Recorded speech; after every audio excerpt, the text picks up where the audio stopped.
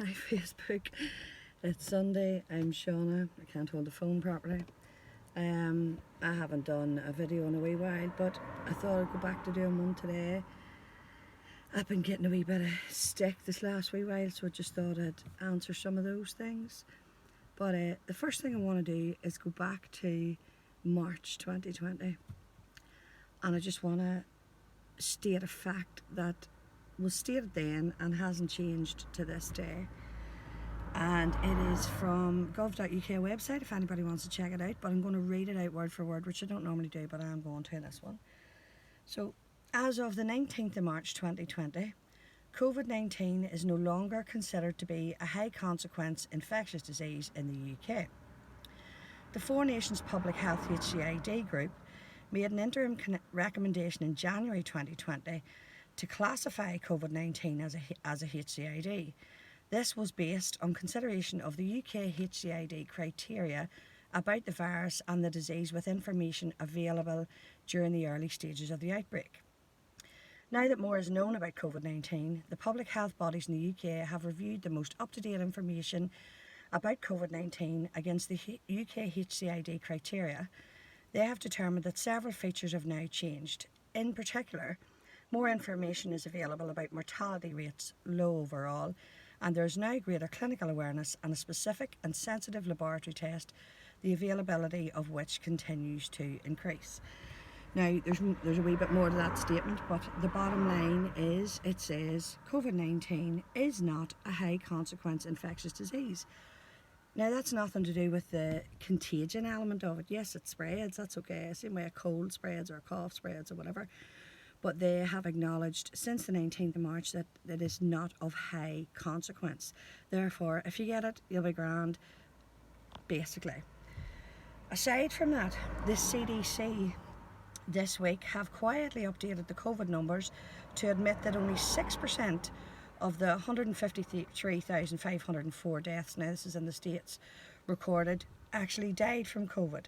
That's 9,210 deaths. The other 94% had 2 to 3 other serious illnesses, and the overwhelming majority were of a very advanced age.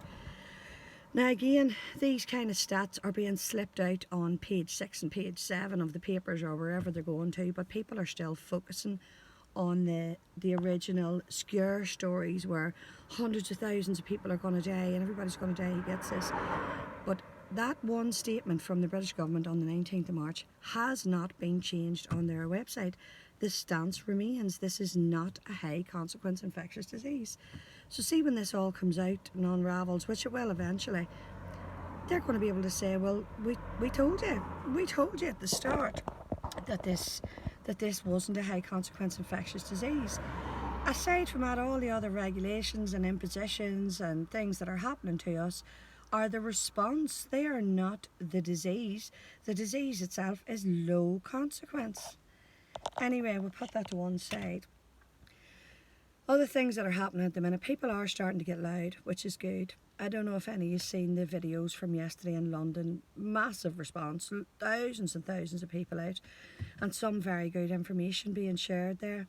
Not covered by the mainstream media, of course. They don't want to publicise the fact that people are resistant to this in massive numbers.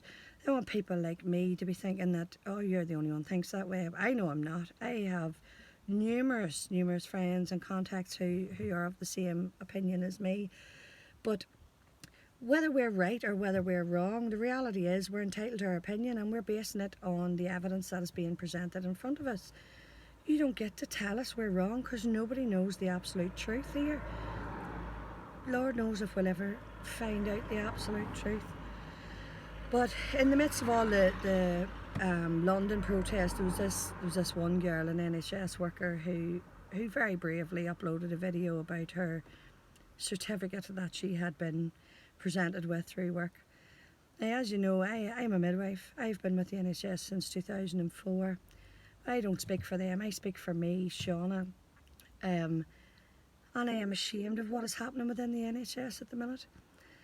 I am so saddened by the fact that people are not getting the treatment they so badly need. There are beds lying empty all over the place because COVID. You know, there are little to very few people in the hospital in our country with COVID or as a result of COVID. But how many are sitting in their homes, afraid to go to the hospitals, afraid to go outside? Some people haven't had a hug since March. Come on, that's really, really sad. I mean, I myself, I rang the dentist during the week. I have an issue with one of my front teeth, and you know, she said, "Well, has it fallen out?" I said, "No, not yet, but I'd like it looked at." "No, sorry, we can't." So I can't go to the dentist unless my front tooth actually falls out and it becomes an emergency.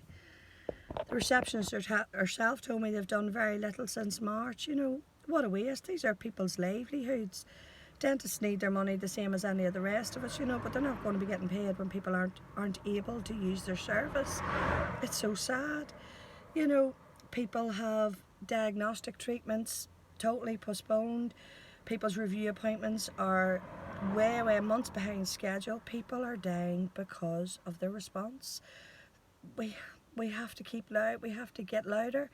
We have to waken people up to the fact that this response is what's killing people, not COVID. Yes, there are probably some people who have died of COVID on its own, but the reality is people die. Everybody dies of something every day of the week across the world. People are dying. That doesn't mean the rest of us should stop living. We need to get back to living again. I had a bit of another moment of where I was just incredulous yesterday. I wanted to go into the chapel to say a prayer. It's the first time I've been asked to put a mask on, which I politely declined, given that I'm exempt.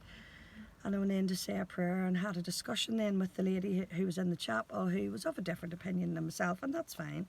I try to keep these discussions respectful because she's entitled to her opinion as I am to mine.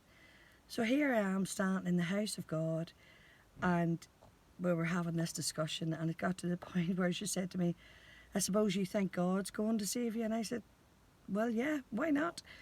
And she scoffed me in God's house. I was gobsmacked. And even on the altar in this particular chapel, it does say, "Be not afraid." And I reminded her, I says, look, even God tells us, be not afraid. Fear is one of the biggest killers that is living among us out there. Fear. And I understand where it comes from, the propaganda that is being peddled day after day on mainstream media, on talk shows. Don't even talk to me about talk shows. Stephen Nolan, and I don't often mention names. I emailed Stephen Nolan back in March to try to discuss this. I emailed many people in March and April, none of whom ever got back to me. Where is the public debate? Like Stephen Nolan's show the other day apparently was calling for mandatory vaccines for NHS staff. I don't think so.